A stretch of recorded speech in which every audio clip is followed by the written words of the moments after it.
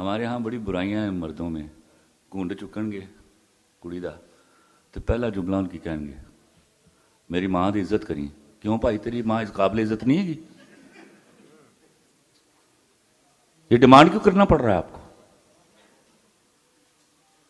اب نہیں کرے گی وہ، یاد رکھیے گا. اگر آپ اس پر چھوڑ دیتے تو وہ عزت کرتی. حکمیہ عزت نہیں کرے گا کبھی کوئی. میری شادی ہوئی تو میری عمر 19 سال 5 مہینے تھی. میری بیوی کی عمر 15 سال 8 مہینے. ہاں شناختی کارڈ نام بھی مسئلہ بھی ہوں تو میں کر لینی سی جی.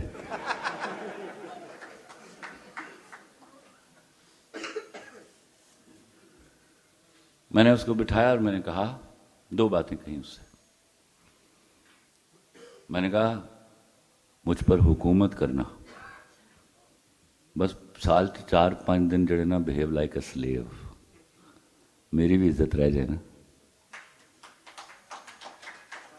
دوسری بات اس کو میں نے کہی، اور اللہ کی قسم میرا اللہ اس بات کا گواہ ہے میں نے حکومت کروائی ہے اس سے. دوسری بات اس کو کہا کہ دیکھو تم ابھی چھوٹی ہو، ایسی کسی لڑکی سے دوستی نہ کرنا جس کا بریک اپ ہوا ہو. یہ نہیں کہ وہ بری ہوگی، اس کو اچھا نہیں لگے گا ہم دونوں کا محبت کرنا. تیسری بات جو سب سے اہم ہے، جو میں اپنے خاندان میں دیکھتا چلا آ رہا تھا، میں نے ولیمے کے اگلے دن اپنے ابا اور چچا کو بٹھایا سامنے. چچا سے دوستی تھی تو انہوں نے سوال کرنے ہوتے ہیں. ابا بات سمجھتے تھے میری کہ پلیز غور سے سنیے گا. میں نے کہا ابا چچا میری بیوی کے سامنے کوئی اونچی آواز میں بات نہیں کرے گا. میرے چچا نے سوال کیا. میں کہا چچا نو کوسچنز، میری بیوی کے سامنے کوئی اونچی آواز میں بات نہیں کرے گا. اس سے کوئی غلطی ہو جائے مجھے بتائیے گا، اور میں انصاف پسند آدمی ہوں. آپ میں سے کوئی اس کو کچھ نہیں کہے گا. اس کا نتیجہ کیا ہوا؟ میرے خاندان کے بزرگوں سے میری بیوی کے آئیڈیل تعلقات تھے. آپ جب اس کو کہتے ہو نا میری ماں دی عزت کریں تو آپ انہا وے بتا رہے ہوتے ہیں کہ اس قابل نہیں گی نہ میری ماں تھی نہ میرا پیو.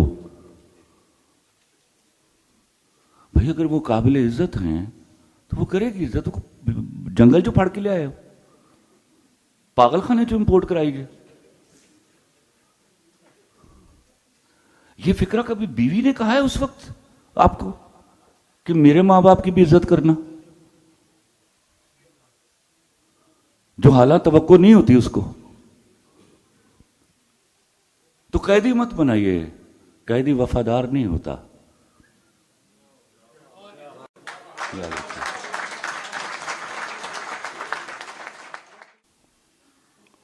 دوسری بات اب اس